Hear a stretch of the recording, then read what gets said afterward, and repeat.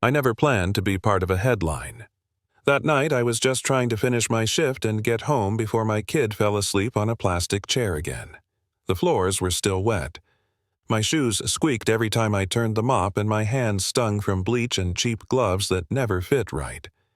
I remember thinking just one more hallway. Then I'm out, and then everything blew up. Doctors sprinted past me. Voices sharp panicked. Someone yelled that they were out of time. Another voice cut through the noise, louder, shaking, "We need rate null. Now." That stopped me cold. Birch null isn't rare like winning the lottery is rare. It's rare like almost non-existent. When I was 16, a doctor told my mom and me I had it and said, half joking, "Congratulations, you're medically special." Funny thing is, life never treated me that way. I should have kept walking. I had reasons. Real ones. My daughter Lila was waiting downstairs at the clinic, clutching her backpack and pretending she wasn't tired. I had a pharmacy bill folded in my pocket, $300 for her seizure meds, and $12 left in my bank account. Rich people had rich people problems. I had my own. But my feet didn't move. A security guard waved me off like I was furniture. "Ma'am, clear the area." I opened my mouth to apologize, to shrink, to disappear the way I always did. Instead, I heard myself say, "I have that blood." He blinked. "What?" "I have rate null," I said again, louder this time. My voice surprised even me. Everything shifted. Doctors turned. Questions flew. They asked how I knew. I told them. They asked if I was sure. I was. They didn't ask my name. They didn't care about the mop bucket or my uniform. They cared about what was in my veins. 10 minutes later, I was sitting in a chair with a needle in my arm, watching my blood fill a bag like it was nothing. I told myself that was it. Do the right thing, go home, deal with tomorrow.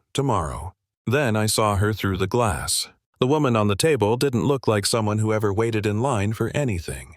Perfect hair, even unconscious. A watch on her wrist that probably cost more than my car. A nurse leaned over and whispered her name like it meant something. Eleanor Hale. Tech investor. Media darling. Worth more money than I could picture without my brain short-circuiting. And still she was bleeding like anyone else. A nurse frowned at my vitals, asked when I'd last eaten, asked if I felt dizzy. I lied. I always lied about that stuff. They said 1 unit wasn't enough.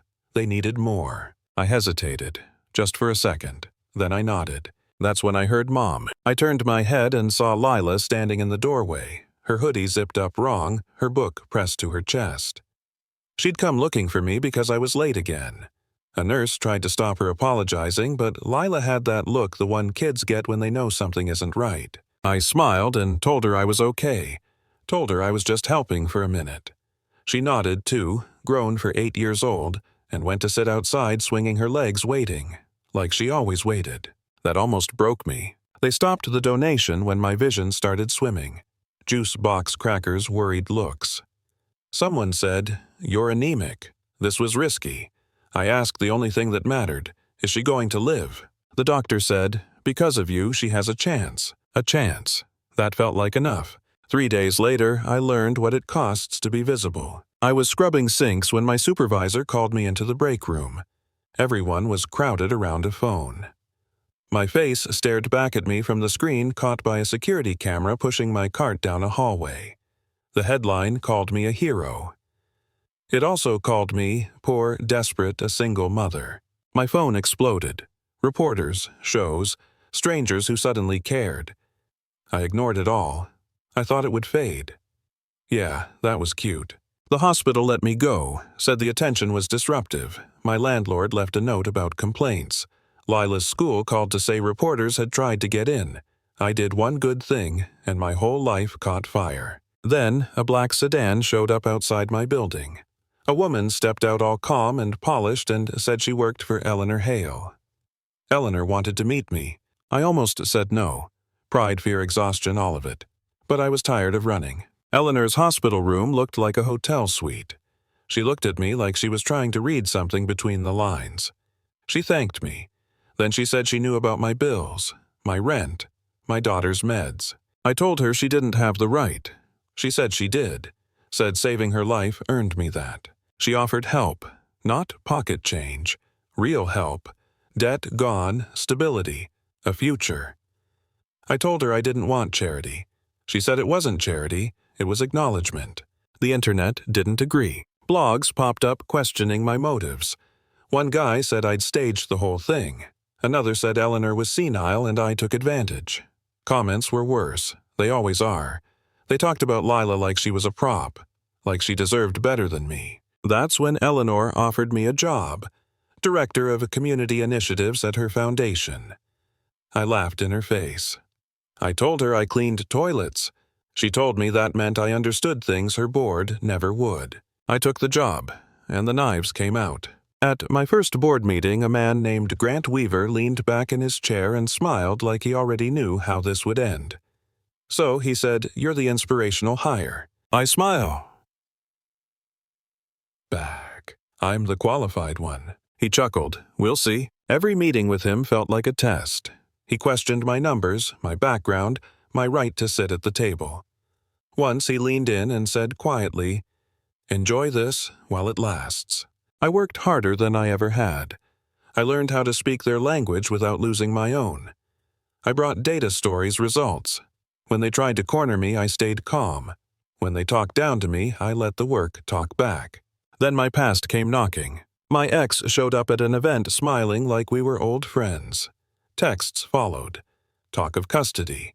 Old fear wrapped around my spine. Eleanor didn't hesitate.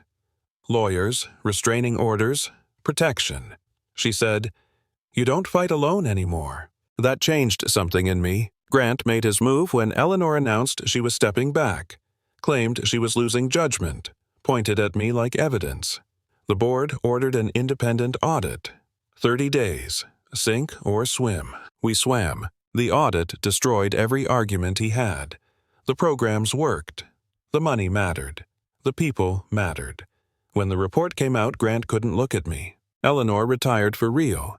She promoted me, gave me a home stability not as a favor, but as trust. 6 months after that night, I stood on a stage opening a center for families who used to be invisible like me. I saw my daughter in the front row, feet not quite touching the floor, smiling like she knew we were okay now. I didn't save a powerful woman because she was powerful. I saved her because she was dying, and she saved me by refusing to let the world crush me back into silence. So, here's what I want to know. Was I wrong to step forward? Was Eleanor wrong to lift me up? Or is the real problem how uncomfortable people get when someone they've written off refuses to stay small? Tell me what you think. Argue with me. Share what you've seen. And if you've ever felt invisible, stick around. Stories like this don't end when the credits roll.